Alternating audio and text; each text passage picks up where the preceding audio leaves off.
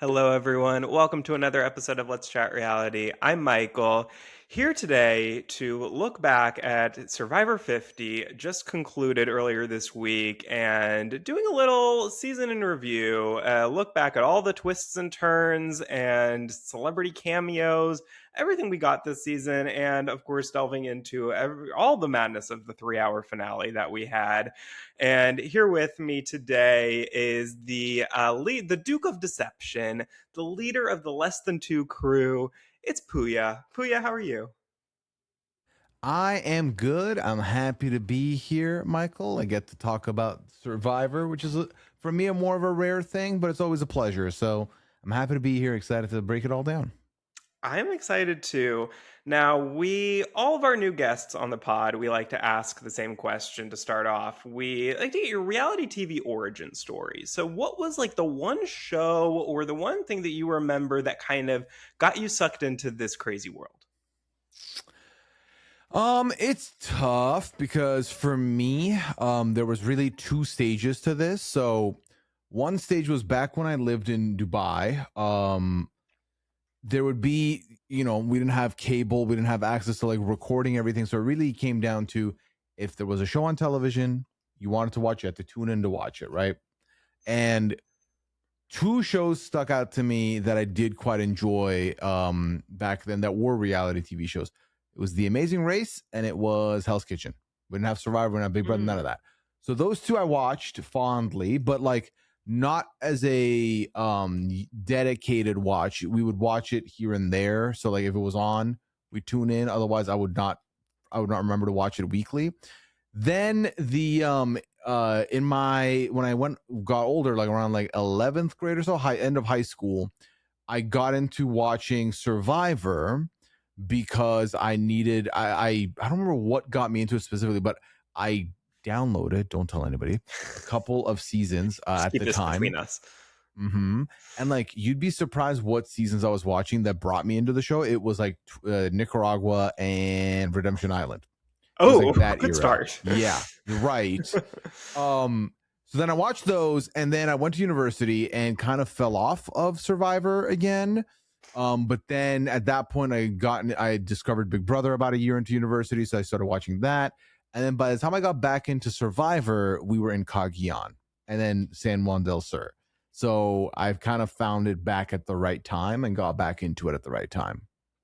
Yeah, those are better. That's a better one Mm-hmm. to get you back in than you just love the Yes. medallion of power so much that it just really Oh, sucked you in. listen, that's on my open era wish list, Michael. Hey, you never know. Anytime, anything goes with the open era. We Mm-hmm. will get into that. I'm excited to get your thoughts on the little short preview that we saw there. But Yeah. before we get there, let's get into Survivor 50. 50th season. What have your overall thoughts on the season been? My overall thoughts on the season have been mixed. I feel like, unlike most people, I feel like for a lot of people, they were very upset with the casting because they thought we wanted like a Legends thing, and this doesn't really feel like a Legends thing. I was like, that's fine. As long as the cast is good, it'll be fine. I was hoping for more all new era. That didn't happen. But I feel like then the season started. It was exciting. It was fun. It was great. As it got later into the season, I'll be honest, my interest started fiending a little bit. But overall, it's still Survivor, so I still enjoyed it, but I was very critical of this season, I feel like, ultimately. Yeah, it was. I mean, it was a mixed bag. I think. I think it's the right way to put it. It is interesting to kind of think back because it was almost exactly a year ago. I looked. It was May 28th of 2025 when the cast got officially announced of this season, and it is interesting. I think to kind of put ourselves back in that mind space of how we were feeling back then before they started filming. We had heard any kind of spoilery type things, and we hadn't even watched season 49 yet at that point. It is interesting, I think, because I feel like people were so critical of the cast at that time. Like, do you think as time went on, a year later, how do you feel about the cast that we were given? I think the cast worked out just fine. I think the crucial thing that we take away, or I'm taking away from 50, is that I think it reminded Jeff and Survivor that bringing back returnees ain't a bad thing. Let's get this going a little more frequently. Like, I think you don't need a returnee season every other season, but I think it was important because I think it forced them to realize how much fun this is and how successful it is to then run it back again. Because I still maintain we need a new era returnee season or a returnee season with people who have played once. These are my two wish list items that I would like to see. Yeah, a second chances too, I think would be great for like a 54, 55. I Oh think that yeah. would be perfect. Because a lot of the Yeah. people that there were so many people. I mean, the casting was so messy. If we remember back to like early 2025, like is so many people getting dropped and back added back in, and the concept kept changing. First, it was no winners, then they added some winners back in, and it was so fluctuating. And there were so many people from the new era in particular, I think, who we were really hoping to see that we didn't, and some old schoolers too as well. But I would really love, I think, a second chance this season for some of those people who were in contention that we were all excited about that we didn't end up getting. I think would be really fun. I think so too. And I think that the beauty of having this many players is that there are a lot of them that haven't gotten a chance to play yet. So the options are limitless as of right now, as far as I'm concerned. And it feels like a lot of them wanted to do it again because, especially because I think like New Era was so super fan heavy that I think it's a lot of people who like would just love the opportunity to do it again. Maybe a higher percentage than we had in any other era of Survivor. People who were kind of recruited and maybe it was a one time thing, kind of want to get back out of it afterwards. I think there's a lot of people. They would have plenty of choices. Oh yeah, I think you ask 95% of the new era people, they're back in. Like they will Yeah, do it in a heartbeat. So 100%. Well, let's not bury the lead here. I mean, our top story here, Aubrey Bracco, our new winner, Survivor 50. What are your thoughts on her win, her journey here overall? it's a little tough because I feel like the show itself didn't give us enough of her quote unquote edit, her story. I feel like her story was hidden behind other people's stories for quite a while. And then by the time we got closer to the end game, I feel like it was like, all right, now let me tell you why Aubrey would be a great contender to take all of this. And I was like, okay, but what happened in the lead up? What happened in the Mhm. first 8 episodes? I feel like Aubrey's entire story, the first half of the season, was this thing with Genevieve that she had going, that the two of them had, which was funny because when you look at it through a lens of recency, when 49 we kind of had this also with Sage and Shannon. We had Mhm. this like bit of a rivalry thing going on.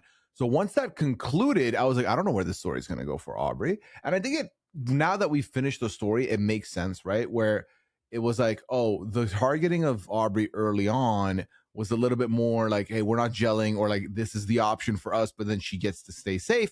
And then she kind of gets quiet and then she picks up again later down where people are talking about her and trying to put her name out there actively.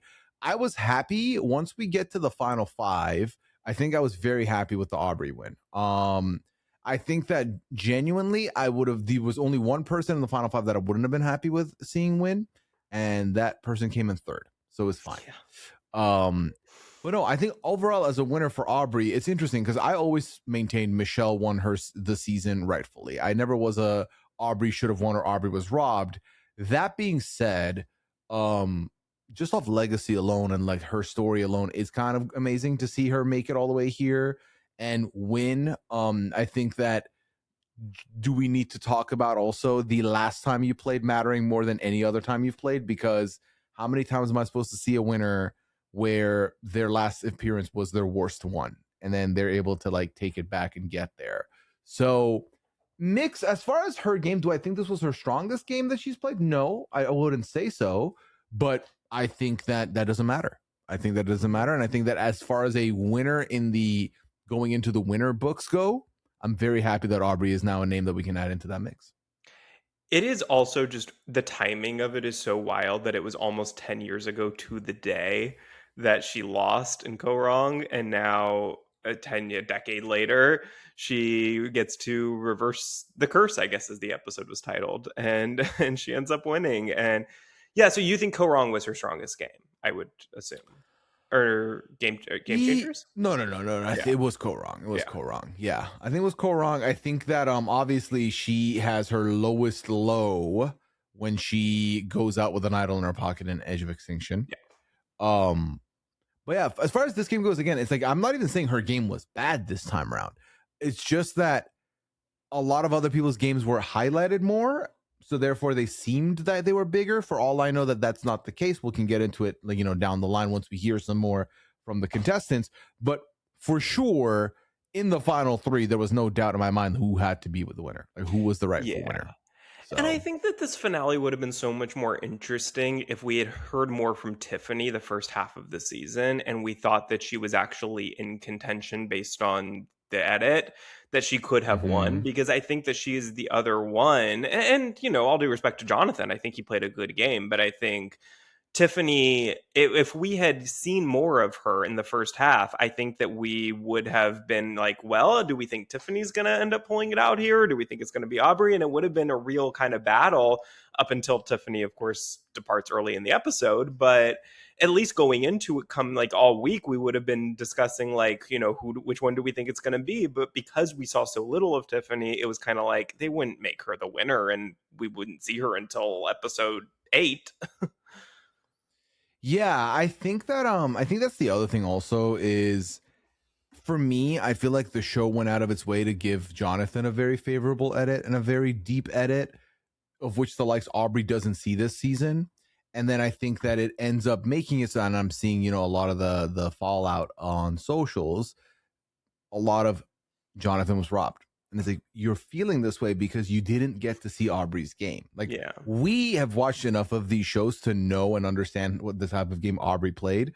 But to the regular, I feel like oftentimes you're going to end up in a position where it's like, what about the guy that was in every episode featured and got to give his take of what was going on and who should go? And that's what we're seeing versus Aubrey's being quiet. Aubrey's not featured at all here. Aubrey's just skating by, or that's the narrative you're going to run with.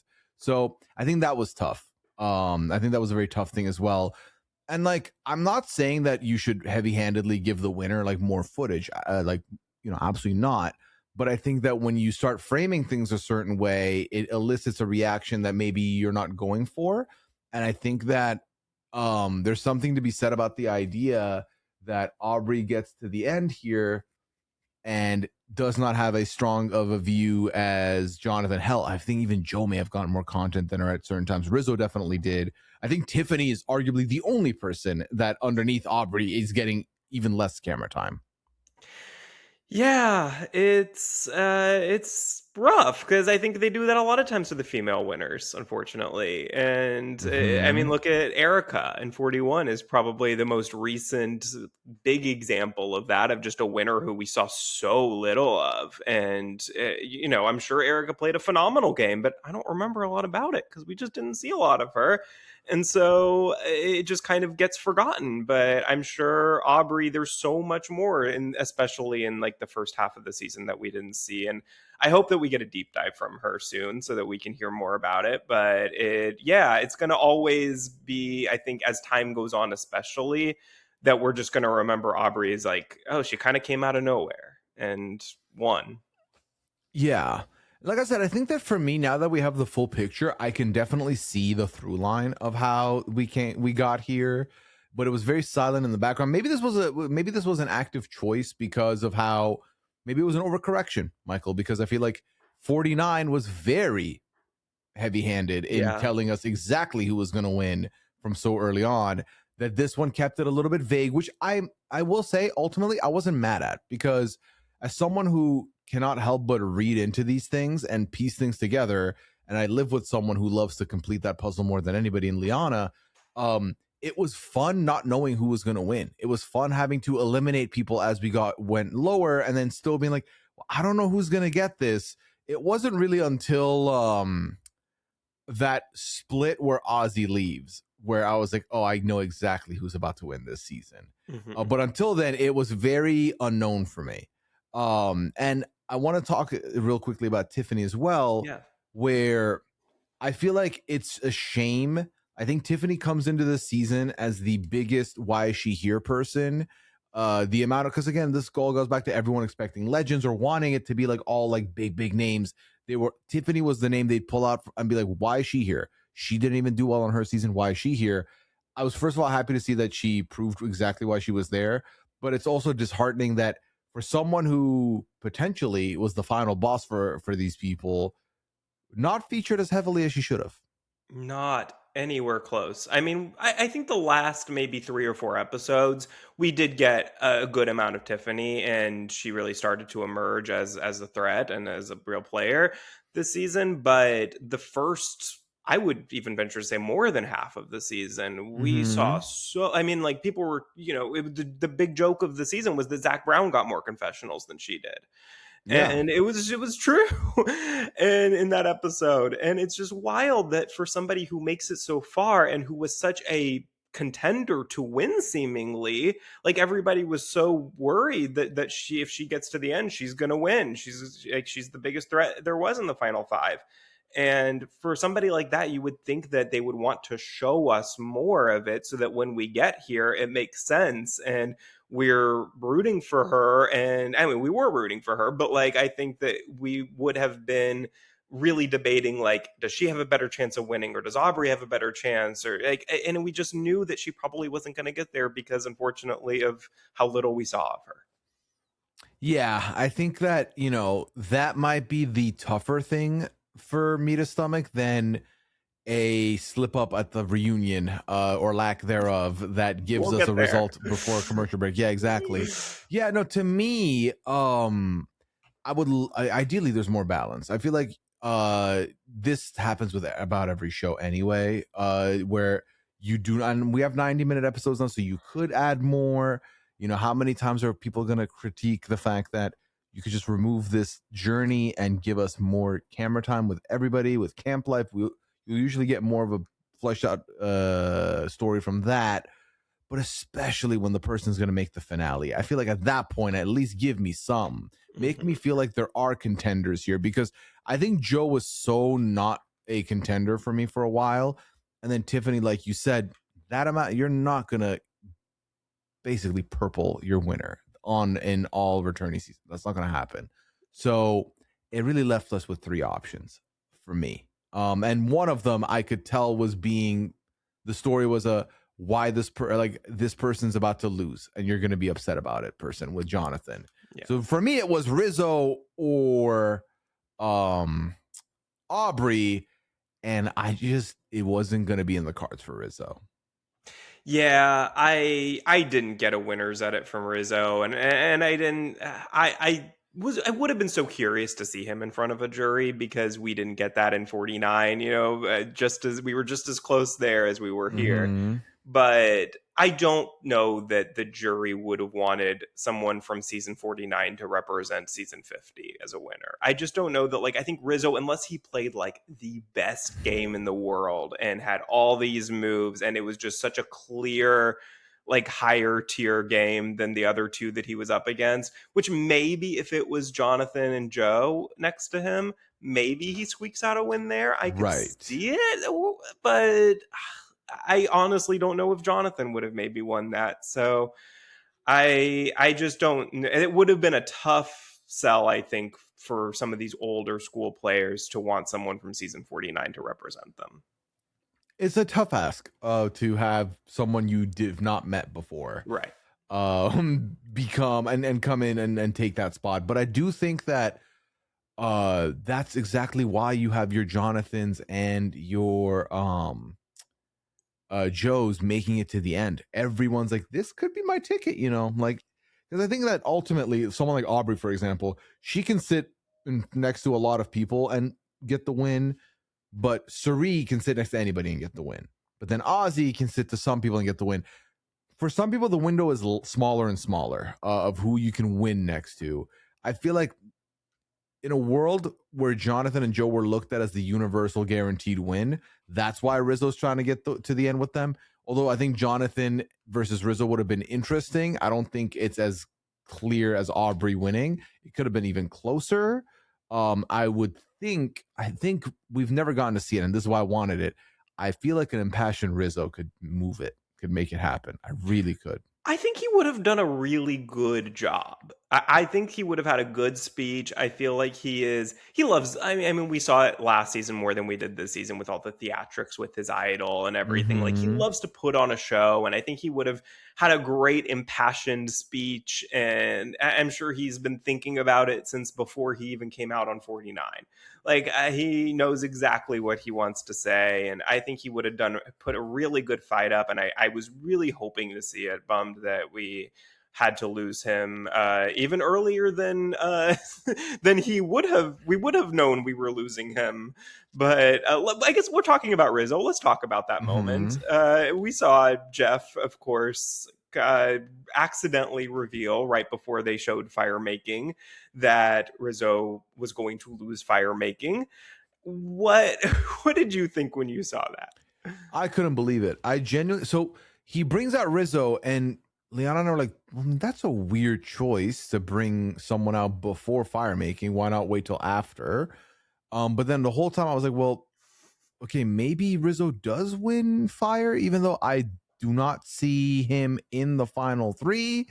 Because why are they bringing him out right now? Isn't it too bait if he then is the person eliminated? And then we get this weird interview, don't really get much out of it. And then it's like, all right, go have a seat. You're the final juror. And what was baffling to me was, first of all, who planned this? Second of all, how did every other person in the room know that he fumbled? And what's Jeff doing in intermission? That's what I want to know. When he's not on camera, why is he not watching the episode? What is more pressing for him than to watch the episode with everybody else? It's only going to be on every screen around us. Surely you are keeping up with what's going on. Or at the very least, for like the minute before, they're like, okay, we're about to be on air in a minute. You're watching that minute, so you know he didn't do fire yet. I don't know. I just feel like it was so weird to me. Instantly made it iconic, but also, Michael, I would like to know your thoughts. Instantly made sure we're never gonna get another Oh, live reunion again. 100%. That was It's my over. first thought. I was like, did they do this on purpose to like give us a reason why Jeff will never want this again?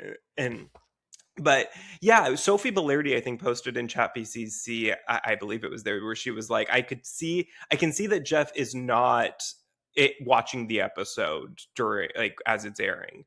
But she Mm-hmm. was like, I still don't know how this happened, how this possibly happened. But I guess somebody brought him in a segment early. I guess they were looking ahead on their sheet of who was supposed to come up in that break. And then Jeff, because he wasn't watching, just kind of went along with it and assumed, oh, I guess I'm wrong about where I think we are in the episode. But it was also weird because, like, the questions he was asking him, like, it wasn't directly spoiled. Like, you would think if he thought that it had already aired, that it would have been more clear in his questioning of, like, that you just lost fire making. But it was like kind of vague questions. It was just really weird. It was very strange because, yeah, it didn't outright say, so you lost. How did that feel? We Yeah. didn't get that. So then for him to then follow it up with, and also go have a seat as the final juror, didn't make sense. It really did not. I felt so bad for Rizzo because this was your last moment on the show. It's been taken away from you. But my favorite part of the reunion, the episode even, may have been when Rizzo called it a live mess up, and you could tell Jeff was not happy that he called it that. And Jeff was like, I Oh, I need to need get to him go off back camera and right see now. that. I didn't notice Mm-hmm. that. Oh God. Yeah. But yeah, poor Rizzo. That is such an awkward situation because it's like he knows that it hasn't aired yet, but then he's like being told to go. He's like, okay, I guess we're just skipping this. I guess this wasn't interesting enough to air, and we're just gonna pretend like everybody just saw this. Yeah, Because it exactly. was going into it, I think we all kind of assumed he was gonna lose because Jonathan was starting a fire in his confessional like in 2 seconds flat, but it did, they were trying to make it seem like, oh, Rizzo suddenly is good at fire and maybe there's a chance, but I think we all kind of knew that Jonathan was gonna win that. It really felt like early on Jonathan's spot in the final three was cemented for me. Yeah. Especially once the Suri, Rizzo, and Ozzy contingent starts falling apart. it felt like, okay, well, who's gonna stop him being there, really?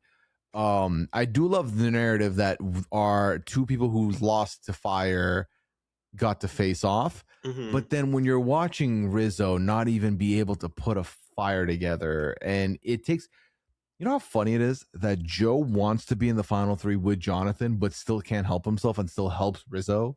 He was I like, know. you need, like, this is how tragic this is. Yeah, it felt like, and then we were watching Jonathan just basically set a fire up within seconds. As much as I could say Jeff spoiled it for us, I mean, it was all but telegrammed that this is going to be exactly what's going to happen. He just kind of sped the process up and then said, actually, instead of fast forwarding, let's make you watch it anyway. Let me rewind back. I Right. regret that. Yeah. Yeah, I wonder if we could have just gone with that and like spent more time. Like we're like, okay, well, we all know what happens now. Like, let's spend time with the other winners that are here, or the winners of the idol hunt, or something that were like in the audience that we didn't pan to any of them the entire night. Like there were so many people there that I think we could have at least spent like a few seconds just like panning to all of them in the audience and showing them, having them wave something, or spending more time with the pre-jurors. Just like it feels like we could have allotted the time a lot differently in this episode than we did.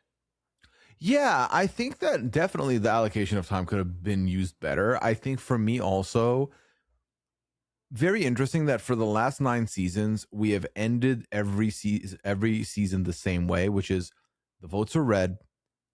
We find out who won, who lost. Then we sit down with everyone and we do a debrief on how did you feel about this? How did you feel about that? We had the opportunity to do just that and have them all have a year worth of thoughts ready to go. And they've gotten to watch each other play and watch each other talk about stuff on socials. So there could be drama. There could be, discourse. Why didn't we have that? Why did we suddenly decide to change the formula for a live show and have it be these like canned segments, which I'm all for Suri getting recognition. Absolutely. Mike White, bless him, he could have gone to bed. We didn't need the Skype call with Mike White. I mean, he does tell us who the two people that are going to be on White Lotus are, and I Hmm. understand that Jeff wants that scoop. But then also like the humiliation ritual of, hey, Ozzy, take this t-shirt that is clowning you for not playing your idol.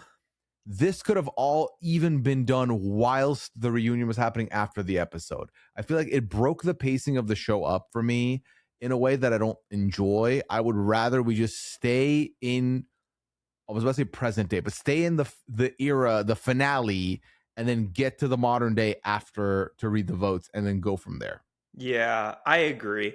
It's kind of as if, because we were just talking before this that you podcast about 90 Day Fiance. It's as if in the middle of every 90 Day Fiance episode, they cut to the tell all and like did a little clip from the tell all, like of the scene, talking about the scene we just saw, instead of waiting till after the season and doing it all together. It's like it takes you out of it. It's like it's a weird thing of like going from Fiji to live, from Fiji to live. And I get every so often maybe doing that, checking in, Mm-hmm. whatever, but like, I think I would have so much preferred having a good, at least 30-minute reunion at the end of this, rather than like having the winner read like 10 minutes before and then getting like a super quick thing where they're winning a car and all this stuff, and then like it's over. And it just feels, I don't know, it feels just like there's so much unresolved answers that I didn't get. I agree. I think that was the big thing for me, which is we didn't get a lot of resolve, and then we also used that time a little poorly, dare I say, because Ozzy and Stephanie get a segment, Mike White gets a segment. You know who doesn't get a segment? Genevieve, who was easily for me the biggest star of the pre-jury. But also, why are we calling it non-jury? Like we removed pre-jury. Right. Why are we switching up the lingo 50 seasons in? Yeah. I don't We know. we switched from a swap to a switch randomly a few seasons ago too. I don't know why Mm-hmm. Jeff suddenly decides that he doesn't like certain words. And we got murgatory or murgatory, I guess they called it the first few seasons, and then they did away with that to coin that term because apparently it sounded too religious or something. I don't know. So Jeff has weird things randomly that he decides. So, and we just have to go with it. It is what it is. It is Yeah. what it is.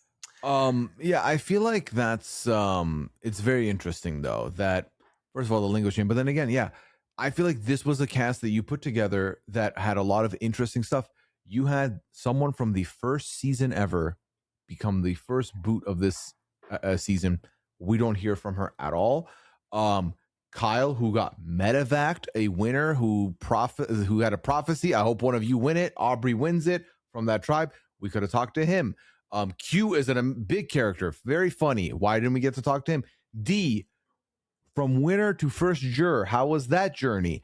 We just got none of this stuff, and this stuff interests me a lot. And like, thankfully, we're in a world now where we can get a lot of this information Right. because they will they'll appear on other podcasts or they'll talk about their journey in some way, shape, or form, or you could even comment on a photo and they might respond to it. So we're blessed in that regard. But as far as the show goes, I just feel like we kind of wasted opportunities here. We could have made this be a lot more than it actually ended up being. Yeah, I totally agree. I think that Jeff, for whatever reason, doesn't like for the show to focus on like the feuds these days. He's like, he's very in his no villains era. And I think he maybe thought of a reunion as more of like a time where there would have potentially been arguments between people and like they would have focused on the drama and that stuff. And Jeff just doesn't want to focus on that. And I think he felt this was a better format to be able to focus on the celebratory aspect of it all rather than focusing on like getting conversations between people who still have unresolved issues. Like, for whatever reason, he's just not interested in that these days. Yeah. But also, I don't know what he's interested in. Like, I know what he's not interested in, but I don't know what he is interested in. It's very tough to Yeah. piece together, I feel like. Yeah. Well, let's go back a bit and talk about some of the twists and cameos that we got this season. I want to get your quick thoughts on just so we had, of course, our celebrity cameos of Billie Eilish, Zach Brown, Jimmy Fallon, Mr. Beast, and Sia, if you count that with our award in the finale. What did you think about the way that just like the show handled these celebrity cameos and advantages this season? Oh God, this was kind of my big critiques of the season that I alluded to earlier. That I definitely was a little critical of the season because to me, I did not love the way we handled any of that. I think that it was a very tough watch for me to watch Genevieve find two idols, be able to use none of them, and then the two people that happen to be safe on exile are the two people that give her she gave idols to, and then she leaves. I didn't love that.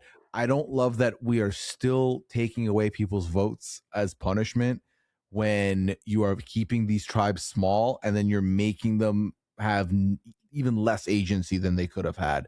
And now to go over to the celebrity side of things, didn't need Zach Brown to have more confessionals than most players. That was a wild choice. Billie Eilish, I've seen interviews. She barely like knew what was happening with her thing. I think the twist itself, in theory, I didn't hate. But I feel like it was what's the word I'm looking for? It was held back with the way the tribes went. We didn't stay in big tribes of two. It was smaller tribes. Didn't love that part. But I like the idea of you are giving someone an idol just to push them out so you can keep it. Like if you're like trying to bet on who's most likely to go. So that, and then here's the thing. The Jimmy Fallon, I don't want to talk about even. Like, we can move on. Mr. Beast. Ironically enough, I think coming into the season, I was like, oh God, this Mr. Beast thing is going to be a lot. I think a lot of people were like sour on Mr. Beast and everything. I think arguably he had the best twist of the four. And I was not mad at the way he was a part of the game. I feel like I do not believe him to be a super fan. I think that's not true. But I think he has become at least a fan since Beast Games. And I think that he has a mind for this stuff, which I'm not mad at. If you're trying to pay homage to Survivor and learn from Survivor, that's all great to me. That's fine. I think also having his twist be a flip of the coin to someone who has basically agreed to be voted out. And then now they have a 50-50 chance to stay. and you get $2 million extra put on there. So it was fine. I think his feature was fine, but I did not love that when the show opened last night or Wednesday night, you had Jeff say, and to those of you who are joining us for the first time because you saw Mr. Beast, Jimmy Fallon, Billie Eilish, or Zach Brown featured. I was like, you cannot be giving these celebrities credit. Give credit to your 24 players who are here from your history, who people are here to celebrate from your history. They're the ones who people put butts to seats. Not Jimmy Fallon's name mentioned that got dropped here at all. Mr. Beast might be the only one I'll credit with bringing new people into this, and that could have been the people that came from Beast Games, for all we know, or his YouTube channel. I think that's definitely more possible than any of the other three having brought in an audience. But it just to me, calling it in the hands of the fans this season was probably the worst thing they could have done. I feel like this was a disservice to the fans, and then you played in our faces when you made it about these 4 celebrities. Now it's even less in the hands of what fans? These 4 fans. Is that what it is? Because I feel like the rest of us feel kind of like we didn't matter. Yeah. So.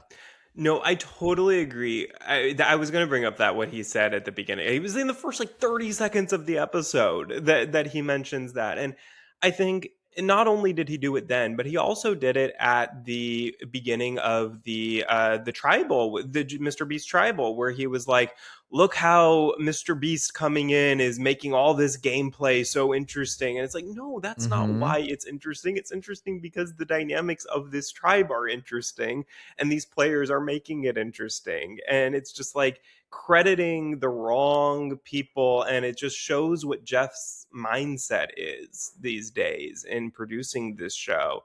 Is that I don't think that he really trusts these players to make an interesting game or interesting season, and you have to throw in these crazy things, and whether it's celebrities or just twists or like these tiny little tribes that you're tent on having these days, and it's like you have to create these scenarios in order to make it interesting. But I think we just need to trust these players that are really, even in the new era, like these are super fans, these are gamers, these are people who want to play hard and have interesting dynamics, and not just kind of go with the flow and go with the majority, most of them. And I think if you just let them do that and let them play, then you would have such incredible seasons and moments. And a lot of times these twists and these celebrities that suck up all the air in the room just really neuter that. Yeah, I think that's really, for me, what I would like to know is what season can we pinpoint to say this is when Jeff gave up on the players being the stars of the show? Because I genuinely do think we have kind of moved away from that, and we have moved into this weird amalgamation of the journey matters more. And also we need to make them earn everything on Survivor. I don't know if he took it to heart that people, some of these challenge folks are calling Survivor weak, or some other people are like Survivor's fake. I don't know what it is that got under his skin, but I feel like we keep moving further away from the things that I think bind this show for a lot of us. And like, I don't think I'm going anywhere, quite frankly. As far as they drop a new season, I'm gonna be there. But I do kind of understand some of the people that we've lost along the way now who are like, I mean, it just isn't the show I used to watch, so I'm gonna leave. Because I do think, and like, to me, the casting has been 10 out of 10. I personally have enjoyed the cast in the new era. A lot of the personalities have been great. I've met a lot of them too. I have nothing but good things to say about like 97% of the casts. I do think, though, that you are handcuffing these casts to rigid gameplay, and you're removing their agency. Quite a few of them get unlucky and just have no agency, and it makes it for a tough watch. Not every season having one tribe that gets decimated. How many times am I supposed to see that dance? Or how many times do I have to see someone play their shot in the dark in a unanimous vote out when it didn't matter? Switch things up a little bit. Just switch the formula up a little bit. I feel like we give Big Brother a lot of mess every year. No, nobody complains about Big Brother. Big Brother has a slogan that is barely true, right? Expect the unexpected because it's expect the expected almost every time. I would like Survivor to make us expect the unexpected. Yeah. The players already have that with the twist you're giving them, right? Like they can predict a beware advantage. They might not know exactly how to go about procuring that advantage. So, but for us, wow me. And when I say wow, my expectations are at a record low, Michael. If you turned around and said, all right, 51, 2 tribes, 10 apiece. I think that is what we're getting. Color me happy. Well, that's the thing. When I saw that, I was like, this is a lie. I was like, this is a lie. Or you know what I said AI right after preview. that? It's an AI preview. I was like, okay, yeah, great. We're gonna lose 2 people in the premiere, and then we're gonna go back to 3 tribes of 6 the next episode. And probably, that's the panic in me, right? Which is like, come on, like I shouldn't be able to know that. I think it's gotten a little stale. That's the point I'm trying to make here. It's gotten a little stale, and I think there's a lot of personalities here that are not getting to shine as brightly as I know they can because of the formatting. And I think you have to switch that up a little bit for us to get more of those dynamics going.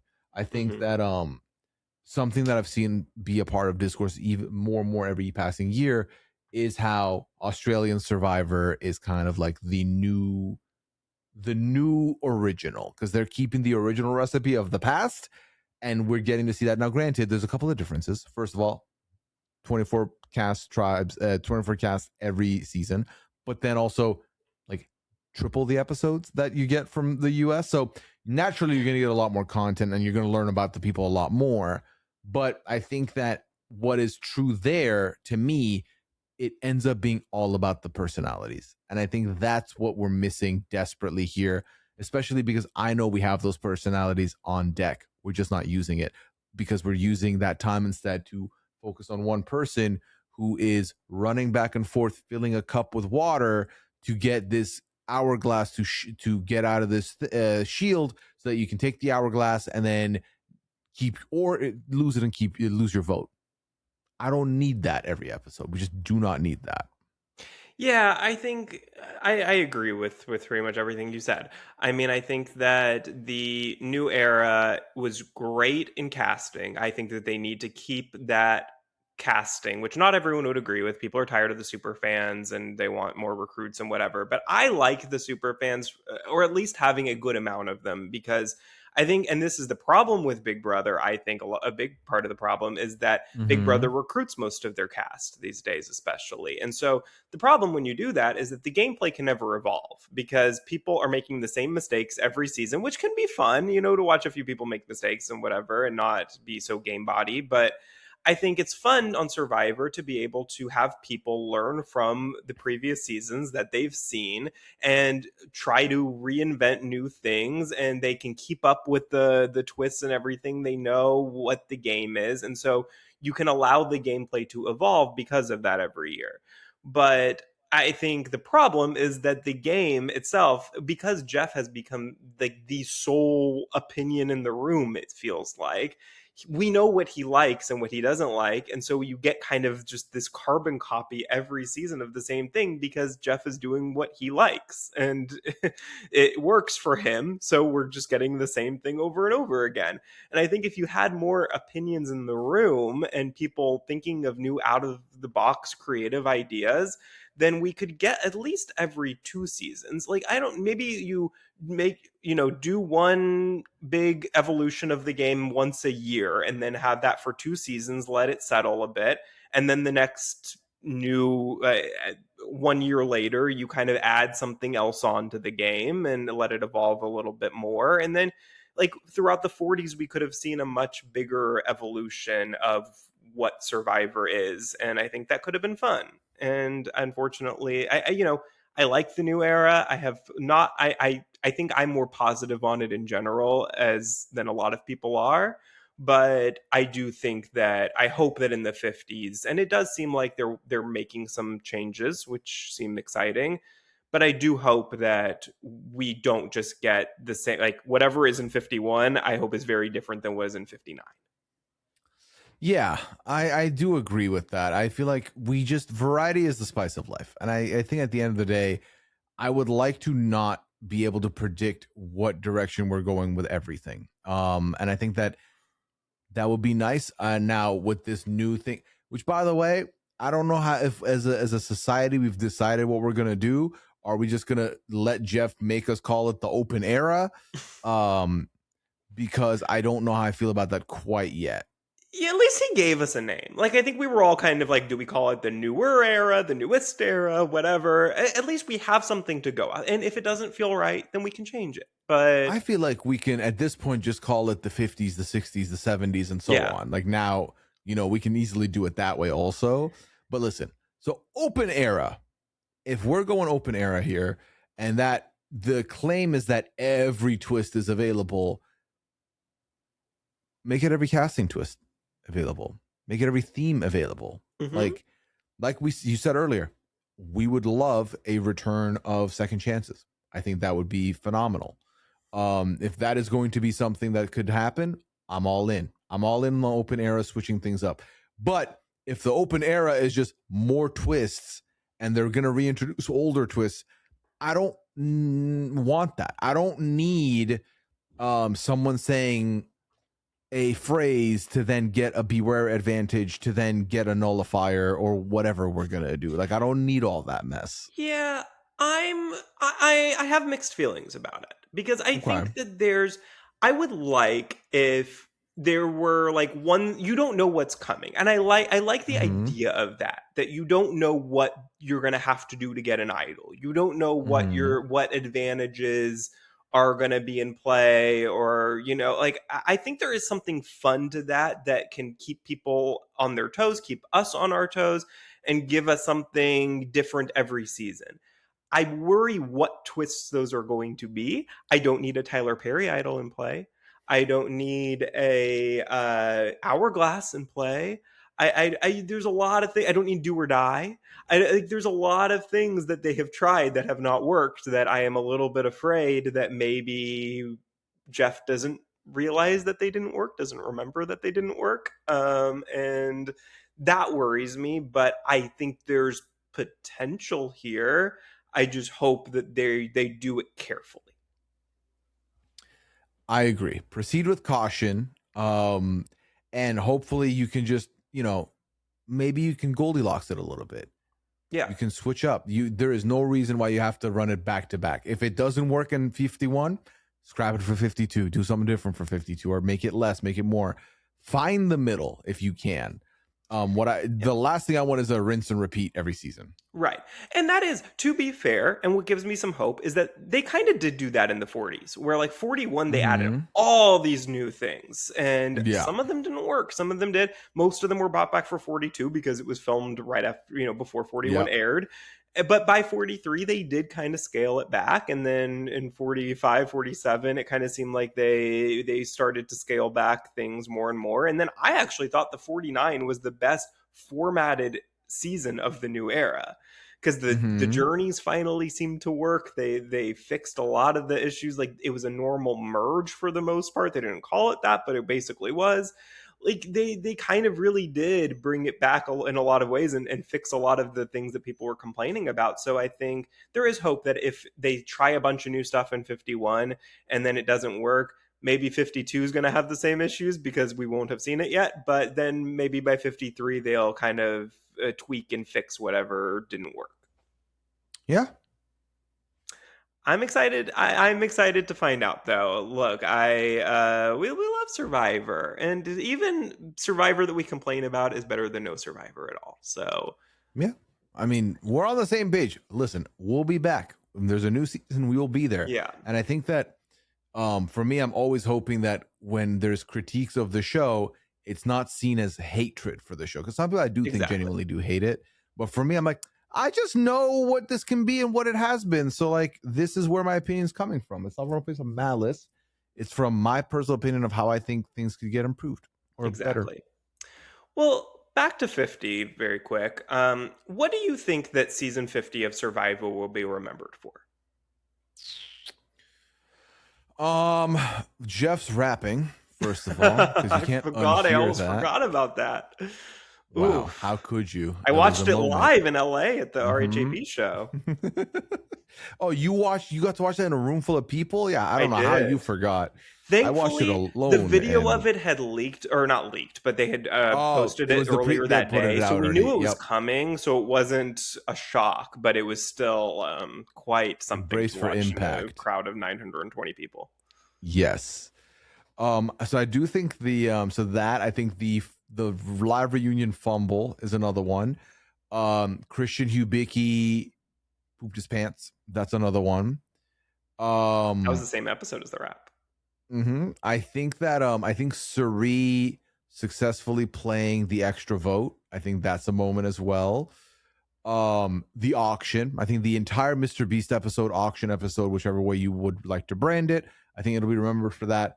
But I think most of all, it'll be remembered for the first returnee season we had in 16 seasons and the marquee of it being 50. I think those are the two things it'll stick out for. Hmm.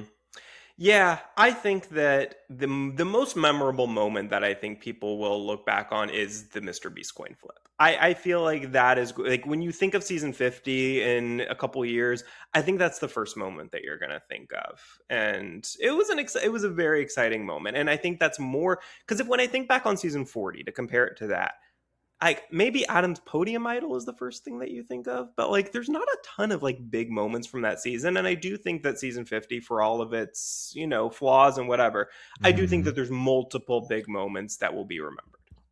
I'm realizing I said 16 seasons, but then I forgot about Winners at War. So that's on me. Um, It's easy to yeah, forget. yeah, I think as much as they wanted it to be, it's not going to be remembered for Billie Eilish. It's not going to be remembered for Jimmy Fallon. I think that it's going to be remembered for kind of the things we've already pointed out. And I think the flashy clip that they can go back to every season is probably that coin flip. For sure. Mhm. Yeah. Do you think that so any of the twists like the blood moon, the double duos, the power broker, the coin flip, like which of those do you think are most likely that we'll see again? I think they love them a do or die coin flip. So I think that's probably what we'll see. I hope it's in this iteration that it was, which is basically a volunteer is the equivalent of a vote out. And then if you get it, you get it. If you don't, you don't. Mhm. Um, a rock draw would have been tragic. So I really hope that they are not allowed to end tribal until they pick somebody or just vote someone out. And then that person is subjected to that action.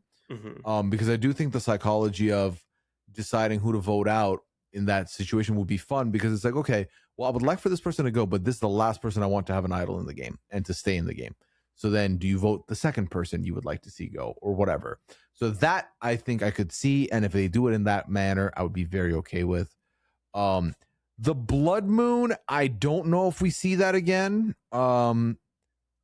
I would like to not. I don't know. Losing two people with one vote, I don't like. I don't mind if we go the Australian Survivor route of you vote one person out. Oh, guess what? We're doing an immunity right now, and then we're coming back and we're voting someone else out right after. That's Yeah. better to me than I have played this entire game not associated with this person that I can see as a pariah, and now we're a duo, and they're probably going to get voted out, and I'm going to have to leave with them as collateral damage. That would hurt and be tougher to swallow than anything else. I feel like. Mhm. Everyone is so high on the double duos twist, I feel like, coming out of it because of the results that we got out of it. But I Mm-hmm. absolutely think that if they were to try it again, it's a very likely possibility that we get the results of the hamster wheel of death, where everyone loved it in reindeer games. They said, bring it back. And then they brought it back, and we get Keep Rachel it. Riley out because of it. Yeah, we don't want it. Right. Yeah, So I think it's exactly. very possible that we could have a situation like that happen if they tried that again, and then everybody's like, "Wait, no." So I agree with you that I think maybe it's best left the way that we had it. It was good. Let's let's not try it again. But I agree. I thought that we were going to get the week that we got the power broker. I thought we were going to get an Australian Survivor type double where they had a tribal and then just do it right afterwards again. And I think I'm surprised with so many people and they had to get rid of so many people. I really thought at least one time they were going to do that, and they never did. No, we never really ended up getting there. I still don't know how we had the exact same amount of episodes and 24 people and we went that Blood route. Moon got a lot of that out of the way, but I think there was definitely a better way that they could have done it. Yeah, and with 3 people leaving in one episode, I think it just I don't know. I feel like for me, I would much rather we even do it where the top 3 vote getters leave. Everyone's there, but the top. If you Oh, want it to be truly interesting. chaotic, if you In want it to be one truly tribal. truly chaotic in one tribal, the top 3 vote getters leave. Huh. Because you want it to be a chaotic blood moon. That's a blood moon right there. Yeah. Just 15. I don't remember how many people were there. So I'm just going to say 15. I think there 15 were people. 17. That's so much better. 17 people, 3 are going to leave. No one wants to leave, but also the strategy level's off the charts now because I feel like all of us wanted to get rid of this person, but I think I'm going to get a couple people to chuck some votes on this person so that I'm not in the running to leave.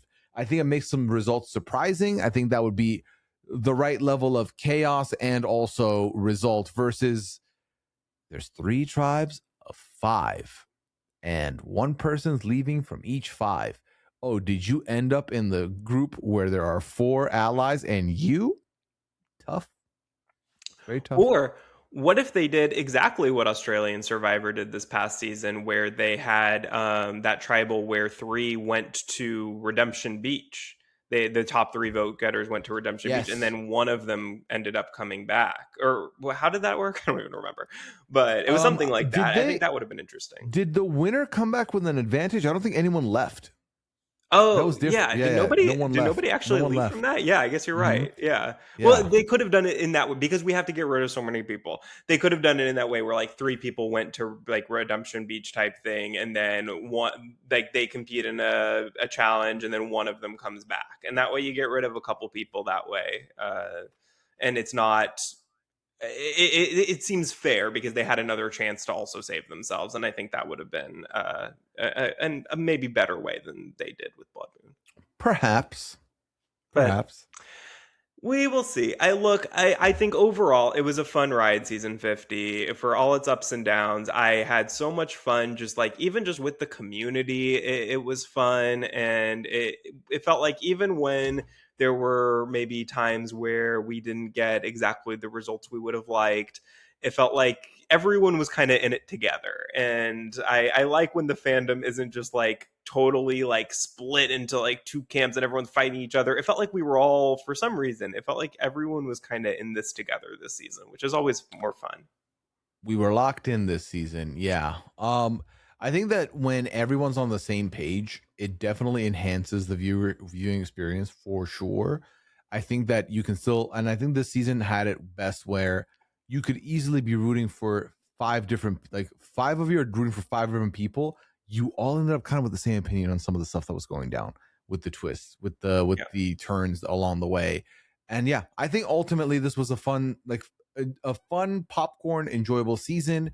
Was it top tier? I wouldn't say so. Did it have a strong areas of strong area and then poor areas? Absolutely. Winner was fine with me. I'm happy Mhm. with this winner. Other people I would have rather win more, but I cannot be mad at the person we ended up getting. So all in all, good time. Suri Field's win would have been this season would have been like number 1, maybe if The Suri wins. bias would have been off the charts, myself included. I'll be honest. Yeah, Yes. yeah, Yeah. but we were so close yet again, as always. But Pooya, this was very fun. Thank you so much for joining me. Before course. we go, we have a last question that we are asking all of our guests in 2026. So at the end of Okay. this year, we will be doing our second annual Chatty Awards ceremony. And we are adding this year a guest choice nominee, where all of our guests, we are asking to nominate somebody who you find to be the reality star of 2026 that you've seen so far. So it can be from any show. It does not have to be from Survivor. It can be from any show that you've watched in 2026. And if somebody ends up getting the most amount of votes, then they will automatically win. Or otherwise, anyone who's tied with the most votes, Molly and I will decide the winner. So who would you like to nominate for this? And is this a situation where I can nominate someone who's already been nominated also? Yes. I feel like I'd have a tough time, and maybe this is the recency bias for sure speaking, because I also am like starting, it's like closer to the end of the night for me. So I'm like a little bit on mush. But that being said, I genuinely feel like I'm not going to say Suri because I'm sure someone's already covered me on that. So thank you. Um, I'm going to say Rizzo. I think Okay. I think Rizzo being in every single episode of 2 seasons back to back is no easy feat. And also doing it while still having a level of agency and a level of gameplay, phenomenal stuff. I do love to see that. I kind of had to eat my words. I feel like Rizzo was someone who was not on my radar. Was when RHAP, when we did the season 50 draft, we didn't even know who Rizzo was then. And the fact that I've known him so well now because of 2 seasons of back-to-back work, I feel like he is a good face to represent the new era. So I would say let's just give it to put Rizzo on that list. Yeah, all right. I agree. Look, he broke some records this season. I have to imagine he has broken the record for a person with the an idol in his pocket without having to use it for the most amount of tribals, right? That feels like I don't even know who else would be in contention for that. But almost 2 seasons straight, not having to use his idol is wild. And the first person to ever Jeff to spoil their exit.